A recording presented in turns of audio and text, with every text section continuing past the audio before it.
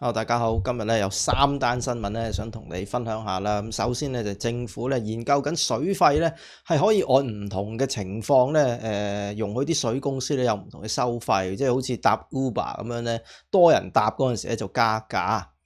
咁另外咧，通脹咧聽日就會公布啦，咁有可能咧會翻去接近3%啦。咁主要咧都係個能源價格嘅影響啦。咁我哋會睇下英國嗰個能源價格咧究竟係點樣 set 出嚟嘅嚇。咁最後咧就係英國嗰個樓價啦嚇，英國嗰個樓價嘅叫價咧喺8月份咧出現6年以嚟最大嘅跌幅喎。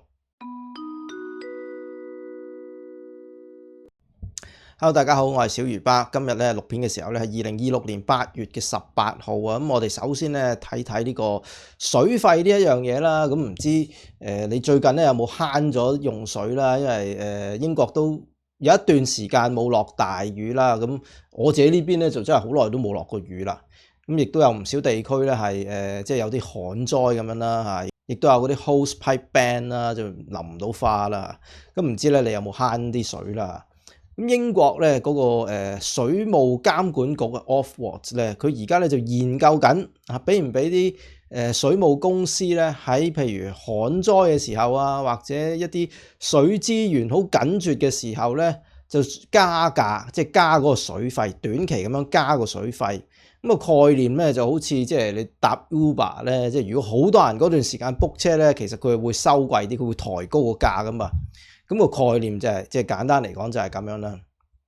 咁呢件事咧，其實一開始咧就係Sunday Telegraph 咧報導出嚟嘅。咁但係咧其實即係關於水費咧係有2樣嘢咧係發生緊嘅，咁要搞清楚啦。第一樣咧就係本身咧有5間水公司咧Ofwat 咧就已經批准咗佢哋一個臨時嘅批准啦，係俾佢哋加水費嘅。咁即係呢個就係2027年至到2030年之間個加價啦。咁就愛嚟即係俾佢一啲額外嘅錢咧去做一啲基建嘅投資啊，修復翻啲水管啊呢啲咁樣啦。咁今日所講嘅就唔係呢一樣嘢，係第二樣嘢，就係 Ofwat 咧做緊一個consultation 嘅一個階段啦。而家係咁你就探討下咧，會唔會俾啲水公司咧係即係臨時因為旱災嘅時候咧就改變嗰個收費嘅模式啦。咁呢個咧係未落實嘅 ，OK？ 咁而家係一個consultation 嘅階段啦，即係一個諮詢嘅階段啦。咁如果真係推行呢一種叫做 surge pricing， 咁其實會係點樣咧？咁其實咧而家咧已經有一啲水務公司咧係做緊一啲嘅試驗計劃噶啦。咁就會做5年啦。咁但係咧因為佢要做到呢啲 surge pricing 咧，其實佢要知道你個用水量噶嘛。咁所以咧就你屋企係要有 smart meter 咧，先至係可以受到影響嘅嚇。如果你冇 smart meter 咧，其實佢就係一個劃一收費咁樣啦嚇。咁試緊乜嘢計劃咧？其實間水務公司咧嗰個試驗計劃咧都係唔同嘅，但係大致上咧都係即係按你嗰個用水量咧會有唔同嘅收費啦。嗱咁譬如好似South West Water 咁啦，你用得少就平啲嚇，用得多咧嗰個價錢咧就貴啲啦嚇。講緊嗰個 unit price 啊。咁你根據佢哋自己公司嘅評估咧嚇，大概有90% 參與嘅用戶咧實際上咧佢係會交少咗錢嘅喎嚇。唔可能因為佢高用量嗰啲用戶佢收貴啲啦嚇，低用量嗰啲用戶咧佢就收平啲啦。咁另外一間咧就係 Severn Trent 嘅，佢嗰個試驗計劃咧就係用每個月去計嘅。咁頭1萬公升以下咧就係一個收費啦。咁但係如果超過咗1萬公升以上咧，個價錢咧就會上升噶啦，嗰個 unit price 啊。咁 Thames Water 咧亦都係有類似嘅計劃試驗緊啦。咁佢就唔係每個月去同你計喎，佢係每日同你計添喎嚇。如果你咧嗰一日嗰個用水量咧係超過685公升嘅話咧，咁你有機會俾嘅價錢咧係要俾雙倍嘅。咁所以咧間公司即係試緊個計劃 propose 出嚟嘅都唔同啦。咁其實呢一個嘅收費方式咧就反而同香港係有啲似喎嚇。香港咧都係按你唔同嗰個用量咧，即係水個用量咧，佢嗰個 unit price 咧就越多就越貴嘅。咁不過咧香港有一個好處咧就係頭12立方米嘅水咧係免費嘅。咁呢度我就唔見佢有啦。咁所以咧，無論係佢呢一個按用水量收費啊，又或者係乾旱嘅時候又突然間加價呢一個收費咧，其實咧嗰個目的咧都係希望即係啲人慳水啦。at least 佢講出嚟嗰個目的係咁樣啦。咁但係咧當然係有好多反對嘅聲音啦嚇，主要都係講即係究竟咁樣公唔公平咧嚇。咁譬如好似頭先所講嗰個即係越用得多嗰個價錢咧就會越高嘅。咁表面上好公平啊，即係你越用得越多，咁你咪俾貴啲咯啊！就因為咁樣咧，就去透過咁樣咧，就希望鼓勵到啲人咧就慳多啲水。咁但係咧，其實用水量係咪真係咁簡單咧？咁我舉一個例子，譬如一個人咧，佢每日咧就沖20分鐘涼嘅，咁啊可能算係多啦，我唔知啦。咁但係對比起一個6個人嘅家庭，佢每人都係沖5分鐘涼啫。咁呢6個人都好慳水喎，每人沖5分鐘啫喎。咁但係佢夾埋咧就用咗30分鐘嘅水啦。咁如果用頭先嗰個以用水量去計啊，越用得多咧個收費就越貴。咁你咪懲罰咗嗰個一家6口嘅家庭咯。咁點解佢6個人大家都係慳多啲水噶啦，已經每日。咁但係咧佢俾嗰個價格咧嗰個 unit price 咧係更加高喎。咁係咪有少少唔公平咧？咁而且咧，如果佢咁樣計嘅話咧，其實嗰個收費咧係可以好複雜嘅，即係對一啲低收入嘅人士啦，佢就會好難預計到個水嘅成本，因為你話突然間你話啲水嘅資源緊絕咧，佢可以突然間加價喎，咁佢即係好難控制佢嘅成本喎。咁但係支持呢個方法嘅人當然啦，即係佢會覺得如果啲水當時咧真係咁稀有啦，即係好缺乏啦。咁你有咩方法可以令到啲人慳水？咁最直接就係即係令到你俾多啲錢啦。如果你要用多啲水，咁希望透過呢個方法咧，令到啲人譬如唔夠水用嗰陣時咧，就唔好洗車啊、淋花啊，或者即係非必要性嘅用水啊。咁所以即係亦都係有啲人咧會支持呢一個咁樣嘅諗法啦。咁但係都要即係照顧翻，譬如好似我頭先所講嗰樣嘢咧，即係對某啲多人嘅家庭咧，其實又未必係公平喎咁樣。好啦，講完水之後咧，我哋就講講即係呢個通脹啦。通脹咧就同能源咧好有關係啦。咁 ONS 咧聽日星期3啦就會公布7月份嗰個通脹數字咧個 CPI 啦。咁經濟師咧普遍都係預期咧嗰個 CPI 咧會由6月份嗰陣時咧就係2.6%嘅就會上升啦，就會升到大概係2.9左右啦嚇。咁留意呢個係預測啫，實際上嗰個 CPI 咧係聽日先至公布嘅。咁點解佢哋會預測係會上升咧？咁主要咧就係 Ofgem 咧，佢喺7月嗰陣時咧就調高咗英國嗰個能源價格上限啊嘛，個 Energy Price Cap 啦。咁講開呢個能源價格上限咧，可能咧你會見到坊間咧流傳住有2個唔同嘅數字嘅，一個咧就係1663，一個咧就係1862。咁其實咧2個數字咧都係啱嘅，就冇話邊個係錯嘅。咁點解會出現2個數字咧？咁因為咧喺7月1號嗰陣時咧，其實咧嗰個price cap 咧，佢即係按上一次原本嗰個標準計算咧，就係上升咗13%嘅，加咗價嘅。咁就由1641咧就加到1862。咁所以咧1862呢個數咧係啱嘅，係當時嘅計算嚟嘅。咁但係同一時間咧 Ofgem 咧佢亦都更新咗佢對於一個典型家庭嗰個用量咧嗰個假設嘅基礎喎，因為咧佢計嗰個能源價格上限嗰陣時咧，其實佢係以一個普通典型嘅家庭咧嘅用電量咧去計，即係佢要交幾多錢噶嘛。咁佢喺7月嗰陣時咧就修改咗嗰個用電量，咁所以咧就正式嗰個官方數字咧，其實咧就係1663嘅7月份，咁就唔好諗住咧，因為咁樣咧，其實佢係跌咗個能源價格，並唔係咁樣，係因為咧佢將嗰個典型家庭用電量咧係降低咗。咁點解嗰個能源價格會上升咧？咁都係即係成日講噶啦，中東嗰個局勢啦，令到嗰個油價上升啦，咁呢個係一個最主要嘅原因啦。咁但係如果你睇翻咧，即係英國咧，其實英國人咧嗰個平均嘅用電量啊，人均嘅用電量咧，係比起歐洲40幾個國家入邊咧，其實咧佢只係排第33位，即係屬於係用電量好低噶啦嚇，絕對唔係即係用得多電嘅歐洲嘅國家嚟嘅。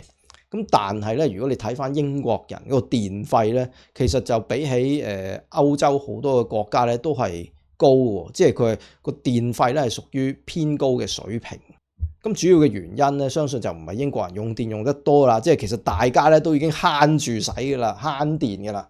咁但係咧，因為我哋嘅帳單，即係嗰份電費單嗰度咧，其實仲有好多其他嘢，例如係稅收啦，即係要交啲稅項啦，或者又有啲附加費啦，陣佢話要整個電網 upgrade 嘅，咁又要收你錢啦。咁所以咧，其實就好多呢啲其他嘢咧就加咗上去。咁所以咧，唔係一定係你用少咗電就一定你張單咧就會平咗嘅。咁可能咧有啲人會問啦嚇，咁其實英國咧都算係好積極去推行呢個再生能源啦，即係譬如風力發電啦、太陽能發電啊呢啲啦。咁照計應該嗰個電費應該越嚟越平㗎，唔應該越嚟越高㗎，係咪？咁點解即係好似而家中東嗰個局勢咁樣？令到個天然氣咧一加價，咁點解啲電費就要加咧？你唔係應該好多係用風電或者係太陽能嘅咩？咁呢個問題咧，其實咧就要即係講講咧，英國嗰個電力市場咧嗰個計嗰個價錢咧，其實就用一個機制咧，就叫做 marginal pricing， 即係邊際嘅定價。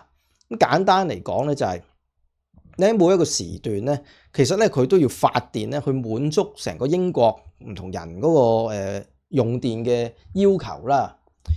咁發電有好幾種啦，即係最平嗰啲成本就係風電啦、太陽能啦。咁呢啲係會用先嘅，即係如果風力發電、太陽能發電發出咗嗰啲電咧，佢係會用先嘅。咁但係咧，淨係靠風力同埋太陽能咧係唔夠噶嘛。咁所以咧，佢係有時咧係要用埋天然氣去發電嘅。咁而天然氣發電咧就係最貴嘅一種發電嘅方式啦。咁所以咧，究竟點樣去決定當時嗰個電價咧，就係用最貴嗰種方式咧去定嘅。咁呢個咧就係即係個邊際發電嗰個來源嗰個定價呢個方式啦，就係嗰個 marginal pricing 啦。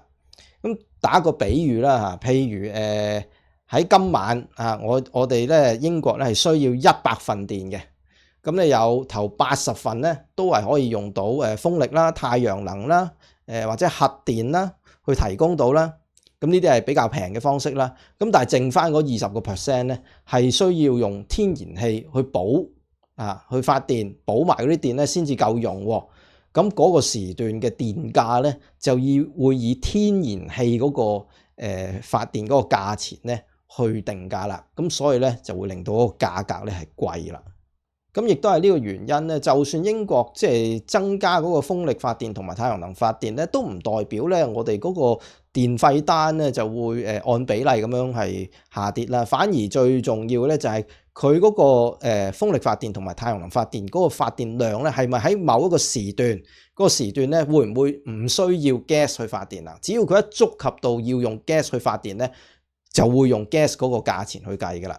呢個頭先所講呢個發電嗰個價錢，其實佢幾耐計一次？其實佢每半個鐘咧就會計一次，即係每30分鐘咧就會去定一個價錢。咁不過留意啦，即係呢度我唔係講緊話每30分鐘，譬如有啲人用緊嗰個浮動價格嘅，佢唔係 fix 咗價格嘅，唔係講緊佢哋咧每30分鐘咧嗰個電價咧都會轉，因為咧呢度所講緊嗰個價格咧係講緊電嗰個批發價，就唔係我哋直接即係同電力供應商嗰個價錢就係兩樣嘢嚟嘅。咁但係咧，當然個批發價亦都同我哋個帳單係好有影響力啦。咁係咪話英國繼續即係增加呢個風力發電啊、太陽能發電咧，其實就冇用咧，都唔會令到電費減咗咧？咁其實又唔可以咁講喎，因為咧，只要佢發展到去某一個位咧，令到越嚟越多呢啲時段咧係唔需要靠天然氣去發電嘅話咧，咁嗰個平均嘅電價咧就會平咗啦。咁至於頭先我所講呢個 marginal pricing 咧，其實咧就唔係英國獨有嘅嘢嚟，其實喺歐洲咧係好流行，即係好多歐洲嘅國家咧都係喺嗰個批發市場，即係電力批發市場嘅一個制度嚟㗎啦，就唔係話英國特別嘅問題嚟嘅。咁所以咧就唔係淨係英國咧係嗰個電力嘅價格咧係偏高嘅，譬如係德國啦、意大利咧都有同樣嘅情況喎。咁我哋即係點解會大家呢幾個國家都係能源價格偏高咧？就係因為咧呢幾個國家咧都係有大量嘅時間咧係需要靠天然氣發電咧去補翻佢其他方式平啲嘅方式去發電啦。咁但係譬如你好似法國咁樣啦，其實法國嗰個電咧係平嘅喎。點解咧？因為佢嗰個核能咧係佢用核能發電啦，好多時咁佢就要依靠到變翻用翻 gas 嘅情況咧，就相對嚟講係低啦。咁所以咧，雖然大家係用緊類似嘅制度啦，咁但係法國嘅國民咧，佢俾嗰個電費啊，嗰個價格咧就相對嚟講咧係平啲嘅。好啦，最後就講埋樓市個消息啦。咁主要咧就係講翻 Rightmove 咧，佢最近公布咗8月份新上市盤源嘅平均叫價啦，即係嗰個 asking price 啦。嗱，呢度唔係講緊嗰個成交價，係嗰個叫價啫。咁咧按月咧就跌咗2%，咁即係咧跌咗7360磅，咁呢個咧係2018年以嚟咧最大嘅8月份嘅跌幅嚟嘅。咁全英國咧平均叫價而家咧係大概係365000左右啦嚇，咁按年咧就跌咗1%嘅。咁點解會跌咁多咧？咁 Rightmove 咧指出咧而家係好多人咧係賣樓嘅，即係如果你睇翻嗰啲放盤咧，其實咧係創咗12年嚟以嚟嘅新高，係咁多人放緊盤嘅。咁再加埋咧夏天咧就即係通常咧嗰個市場都係放緩啦。咁而家咧即係啲賣家咧就冇辦法啦，都係要調低嗰個叫價啦。咁但係咧呢一個數據咧要好留意一樣嘢咧，就係其實咧佢唔同嘅地區咧嗰個分別咧係好大嘅。倫敦嗰個叫價嘅跌幅咧，其實按年咧係跌咗3.1%嘅。咁但係如果你睇翻英格蘭嘅西北部啊，譬如 Manchester 啊呢啲地方咧，其實佢個叫價咧反而係冇跌嘅喎，係反而上升嘅喎，仲上升咗咧1.9%添嘅。咁所以如果你話好籠統咁講話，英國樓價跌啦，咁其實咧又唔係完全係即係好啱嘅。準確啲嚟講咧，其實要睇下你住喺英國嘅邊一度啦，你感受到嗰個樓市嘅升幅跌幅咧係差好遠嘅。咁有啲專家咧就指出啦嚇，有啲賣家咧用緊一個咩策略咧，就係佢想換樓。咁如果佢俾人壓價，咁啊唔緊要啦嚇，我都 OK，你壓我價咁我咪減咯。咁但係咧我換樓嗰陣時，我同一時間即係嗰條 chain 咧，咁佢向另外一個佢想買嗰間屋咧，佢咪又壓佢價咯。咁如果佢喺第二間屋，佢想買嗰間屋度，佢亦都壓到價嘅，咁其實佢又抵消翻啫嘛。咁所以咧就變咗可能牽涉一個火燒連環船嘅情況咧，就係你壓我價，我就壓下一個價，下一個咧又再壓下一個價。咁咧就即係透過咁樣彌補翻個差價啦。咁倫敦咧其實有啲即係最貴嘅地段咧，其實即係嗰個跌價咧，其實都幾誇張啊！單月嘅叫價咧就已經跌咗差唔多成10萬磅嚇，由164萬咧跌到落去155萬嘅。咁另外一樣嘢咧，其實咧英國嗰個樓市咧係有一個小回春嘅，就係因為咧自從Andy Burnham 咧7月份上任之後咧，其實買家嗰個查詢嘅需求咧係升咗5%嘅。咁業界咧形容呢個係一個 mini Burnham 嘅 bounce 啊，一個短期小型嘅，因為 Andy Burnham 手上佢嗰個回升啦。咁但係整體嚟講咧，個需求咧仍然係比起上年咧係跌咗10%嘅。咁而另外一個主要嘅原因咧就係按揭啦。按揭方面咧，其實而家2年定期嗰個按揭平均嘅利率咧就已經由4.92%咧調升到去5.09%。咁所以供樓又貴咗啦，亦都令到即係負擔嘅能力係要求高咗啦。咁呢個就係樓價啦。咁但係如果你睇翻嗰個租金嘅價格咧，其實 Hamptons 咧佢亦都出咗全英國嘅一個租金嘅價格數據啦。咁睇翻咧，其實就冇跌嘅喎，租金又7月份嗰個新出租房屋嘅平均月租咧係上升咗1.9%添嘅，咁係創下咗19個月以嚟新出租房屋租金成長最快嘅速度。咁新出租房屋嘅平均月租咧，而家係1401磅嘅。咁呢個咧，亦都係即係要睇唔同嘅地區啦。譬如你見倫敦啊呢啲，即係只係升0.6% 啦。咁但係譬如喺 Wales 啊呢啲咧，佢就升緊4%嘅。咁甚至乎亦都有啲地區，譬如好似 East Midland 啊、Scotland 啊呢啲咧都係下跌嘅，咁所以咧唔同嘅地區咧亦都係有個租金咧個升跌咧，亦都係有好大分別啦。咁雖然嚇即係話嗰個借貸嘅成本係高咗啦，咁就令到啲人即係要有更加高嘅負擔能力咧，先可以去買樓嘅，令到即係少咗人去買樓啦。咁但係咧，其實對於有一啲嘅投資者咧，佢係手上係揸緊 cash 嘅，咁佢咧亦都係利用呢個機會啦，去即係要求啲賣家去劈價啦。咁再加上佢係 cash buy 啦，佢又即係容易啲議價啦。咁佢哋咧呢啲投資者咧就透過即係而家呢個時段咧去即係壓低個樓價咧就入貨，咁就增加佢嚟緊即係出租嗰個物業收租嗰個回報率啦。咁所以你話啊係咪即係哇好多人賣？咁當然啦，但係亦都係有啲人咧係 catch 到呢一個 opportunity 咧，睺準呢個位咧，啲投資者咧佢有入市嘅，咁所以有人賣亦都有人買嘅。咁但係留意啦，頭先所講個數據咧，雖然租金咧都係升咗少少嘅，咁但係喺大部分嘅地區你可以睇翻啦，其實嗰個升幅咧都係追唔到通脹啊！通脹咧講緊係2點幾接近3啦，咁頭先講緊嗰啲租金嘅升幅咧，好多都係得0點幾啫 ，Wales 嗰啲高都係得4%啫嘛，都唔係話即係超過通脹好高啦，咁而且啊，如果你睇翻平均嘅屋價咧，雖然係升嘅，但係如果你計埋通脹，扣除翻通脹咧，其實比起2021年嗰個屋價咧，real 嗰個property price 咧，其實係跌咗嘅，而呢個跌咧亦都係唔細，即係跌咗超過1成左右嘅。咁所以準備買樓嘅人咧就要留意啦，睇下你入市嘅目的係乜嘢啦，你係投資者啊定係自住啦？好啦，咁今日同你分享嘅新聞咧，就同你傾到呢度先啦。中意呢個 channel 嘅，想支持我嘅，歡迎你 like 啦，subscribe 小魚巴嘅 channel 啦，撳埋鐘仔啦，分享呢條片俾你身邊關心嘅朋友啦。祝你喺英國嘅生活事事順利，我哋下一集再見，拜拜。